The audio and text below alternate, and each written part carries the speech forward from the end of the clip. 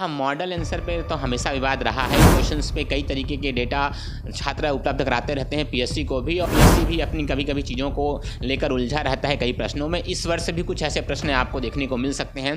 PSC ने कहीं न कहीं अपने स्टैंडर्ड को ऊपर किया हुआ है अपने क्वेश्चंस के द्वारा, और पेपर एक दृष्टि से ये भी कहा जा सकता है कि बच्चों के लिए थोड़ा कठिन पेपर था।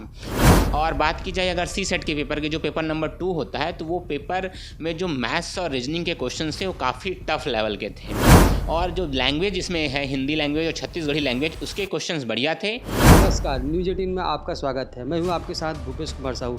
इस वक्त हम सीजीपीएससी की तैयारियों को लेकर कंपटीशन कम्युनिटी आए हुए हैं। कल प्रारंभिक परीक्षा था, जानने की कोशिश करें कि किस तरीके के पेपर का पैटर्न था। पोको के deputy director Arun Singh sir से। देखिए, जो सीजीपीएससी का पेपर था कल, तो इसमें 2 पेपर जैसे होते हैं। तो पेपर 1 जो जीएस का था, उसमें आप देखेंगे इसके 2 पार्ट, जो एक था छत्तीसगढ़ जीएस का और एक था सामान्य अध्ययन, जो भारत के सामान्य अध्ययन पर आधारित था।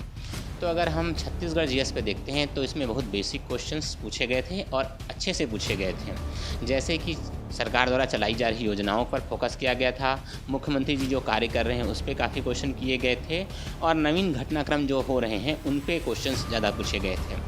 अब इंडिया जीएस पे अगर आप बात करते हैं तो यहाँ पर बहुत ही विशेषणात्मक क्वेश्चन पूछे गए थे। हर एक क्वेश्चंस में काफ़ी विश्लेषण कराया गया था। तो अगर आप ये देखेंगे तो पेपर काफ़ी अच्छा था, और पीएससी ने कहीं ना कहीं अपने स्टैंडर्ड को ऊपर किया हुआ है अपने क्वेश्चंस के द्वारा, और पेपर एक दृष्टि से ये भी कहा जा सकता है कि बच्चों के लिए थोड़ा कठिन पेपर था। तो इसलिए इस पेपर में जो मार्क्स हैं वो बहुत ज़्यादा जाएँ, इसकी संभावना भी कम है। तो ऐसे पेपर को सॉल्व करने के लिए एक साल भर की पूरी अच्छी रणनीति के साथ अगर तैयारी की जाएगी, तभी इस तरीके के पेपर को सॉल्व किया जा सकता है। और बात की जाए अगर सीसेट के पेपर के, जो पेपर नंबर 2 होता है, तो वो पेपर में जो मैथ्स और रीजनिंग के क्वेश्चन थे वो काफ़ी टफ लेवल के थे। बच्चों को इसमें 33% मतलब जनरल कैटेगरी को और अदर कैटेगरी को 23% ही पाना है, बट उतना पाना भी कई लोगों के लिए काफ़ी मुश्किल हो रही होगी। और जो लैंग्वेज इसमें है हिंदी लैंग्वेज और छत्तीसगढ़ी लैंग्वेज, उसके क्वेश्चंस बढ़िया थे, और छत्तीसगढ़ी लोक कल्चर से संबंधित जो चीज़ें हैं उन्हीं के ऊपर क्वेश्चंस पूछे गए थे। तो लैंग्वेज का सेक्शन तो ठीक था, लेकिन मैथ्स और रीजनिंग के जो प्रश्न थे वो काफ़ी कठिन लेवल के पूछे गए थे। तो क्वालिफाइंग करना भी यहाँ पर थोड़ा कठिन पड़ेगा। तो इसलिए कह सकते हैं कि जो सीसेट का पेपर था वो काफ़ी कठिन पेपर था, और जो सामान्य अध्ययन और जीएस का पेपर था वो स्टैंडर्ड का था, एक बेहतर पेपर कहा जा सकता है उसे। ठीक है सर, हम ये जानना चाहते हैं कि पीएससी का पेपर हो गया प्रारंभिक पेपर, लेकिन मॉडल आंसर हमेशा विवादों में रहता है कि कभी कभी गलत आंसर ले लिया जाता है। तो इस पर आप क्या कहना चाहेंगे? हाँ, मॉडल आंसर पे तो हमेशा विवाद रहा है, और कई क्वेश्चंस पे कई तरीके के डेटा छात्र उपलब्ध कराते रहते हैं पीएससी को भी, और पीएससी भी अपनी कभी-कभी चीज़ों को लेकर उलझा रहता है कई प्रश्नों में। इस वर्ष भी कुछ ऐसे प्रश्न आपको देखने को मिल सकते हैं। जैसे कि एक इतिहास संबंधी एक प्रश्न पूछा गया है, वो घटना 1700 में सदी में हुई है और उसको 1900 करके पूछा गया है। तो अब देखने लायक है कि उसका आंसर क्या लेता है। तो 2-4 क्वेश्चंस में इस साल भी आपको विवाद की स्थिति देखने को मिल सकती है, लेकिन देखते हैं पीएससी उसका निराकरण किस प्रकार करता है। पीएससी के जो मॉडल आंसर हमेशा विवादों में रहते हैं, फिर भी पीएससी एक ऑथेंटिक बुक को पेश नहीं करती कि इसी से पढ़ें और इसी से आंसर लिया जाए। देखिए, वैसे तो बुक किसी भी और मतलब पीएससी किसी भी राज्य की इस तरीके की बुक पब्लिश नहीं करती है, तो इसलिए हमारे राज्य सरकार भी ऐसा चाहे भी तब पर भी ऐसा नहीं किया जा सकता। हाँ, उत्तरों के संबंध में ज़रूर ऐसा किया जा सकता है कि हम स्टैंडर्ड की बुक से आंसर लें और वहीं से प्रश्न बनाएं, और विशेषज्ञ बैठें और उन सही उत्तरों की अच्छे से जाँच करके ही उत्तर प्रस्तुत करें, तो ये पॉसिबल हो सकता है। एक किसी भी सब्जेक्ट के लिए पीएससी ही एक बुक पब्लिश करे, ऐसा कहीं पर भी नहीं देखा गया है, इसलिए ऐसे होने की संभावना तो मुझे नज़र नहीं आती है। ठीक है सर, ये प्रारंभिक परीक्षा हो गया। अब मुख्य जो परीक्षा है, मेंस की परीक्षा, किस तरह की तैयारी करें छात्र? देखिए, मुख्य परीक्षा के लिए छात्रों को अभी से ही गंभीर हो जाना चाहिए।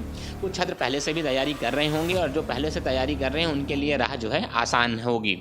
अब मुख्य परीक्षा में लेकिन अभी भी अगर सीरियस हैं, आप करना चाहते हैं, तो जिनका भी 80-90 नंबर से ऊपर आ रहा है उन सबको अभी से तैयारी करना स्टार्ट कर देना चाहिए। जैसे कि 7 पेपर हैं, तो उन 7 पेपर में ये देखा जा रहा है कि जो हमारा फर्स्ट पेपर है लैंग्वेज का पेपर, तो लैंग्वेज का पेपर काफ़ी स्कोरिंग है और उसी में ज़्यादा स्कोर किया जा सकता है। तो लैंग्वेज की तैयारी तो बिल्कुल प्रतिदिन के हिसाब से अभी करना स्टार्ट कर दिया जाए। और सेकंड पेपर जो हमारा निबंध का पेपर है, तो देखा यही गया है कि जो सरकार की योजनाएं होती हैं और वर्तमान में जो घटनाक्रम चल रहा होता है उसी के ऊपर निबंध पूछे जाते हैं। तो ये 2 पेपर काफ़ी स्कोर किए जा सकते हैं, इन पेपर पे ध्यान दिया जा सकता है। और जो पेपर है, जो हमारा सामान्य अध्ययन के पेपर आते हैं, जैसे कि पेपर 3, 4 जिसमें हिस्ट्री है, फिर साइंस के पेपर है, मैथ्स है और इकोनॉमी, ज्योग्राफी, ये सब है 3, 4, 5 में। तो इनको क्या किया सकता है, इनको पीएससी प्री के दौरान भी बच्चों ने काफ़ी तैयार किया हुआ है, तो इनको एक सरसरी निगाह से देखते हुए, इन चीज़ों को अच्छे से पढ़ते हुए किया जा सकता है। एक पेपर है फिलॉसफी, सोशोलॉजी, जिनको अभी बच्चों ने छोड़ के रखा था कि प्री के बाद पढ़ेंगे, तो उन सेक्शंस पे अब फोकस किया जा सकता है। और जैसे कि पेपर 7 है, उसमें कुछ नए कंटेंट आए हैं और उसकी चीज़ें जो पूछे जा रहे हैं, जो प्रश्न पूछे जा रहे हैं, वो आम क्वेश्चन से अलग होते हैं, तो उनको लिख कर प्रैक्टिस की जाए, उसके नोट्स बेहतर बनाए जाएँ। तो इस तरीके से अगर आप इंटीग्रेटेड रूप से तैयारी करते हैं, जहाँ पर स्कोर किया जा सकता है वहाँ पर स्कोर करने की दृष्टि से सोचें। जैसे कि निबंध का पेपर है, लैंग्वेज का पेपर है, तो वहाँ आप सोचें कि आपको स्कोर करना है। कुछ पेपर ऐसे हैं जहाँ पर आपको लगता है कि यहाँ पर आंसर राइटिंग करने के बाद ही मैं अच्छा आंसर लिख सकता हूँ, तो वहाँ पर आंसर राइटिंग करके देखें। तो इस तरीके से आप अलग अलग स्ट्रेटजी अलग अलग पेपर के लिए अपनाते हैं तो ज़रूर आपको सफलता मिलेगी। आरक्षण का जीन पीएससी को घेरा हुआ है। पिछले 2 वर्षों से पीएससी 2020 और 2021 के पेपर तो हो चुके हैं, साक्षात्कार भी हो चुके हैं, परिणाम रुके हुए हैं, तो आरक्षण पर आप क्या कहना चाहेंगे? आरक्षण के संबंध में यही कहना चाहूँगा कि सरकार इसका जल्द से जल्द निराकरण करे तो छत्तीसगढ़ के छात्रों के लिए काफ़ी बेहतर होगा।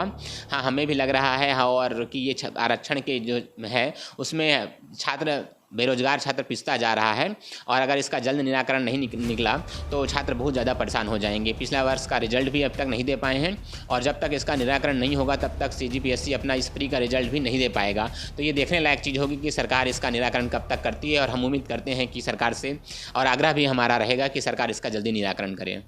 धन्यवाद सर। धन्यवाद।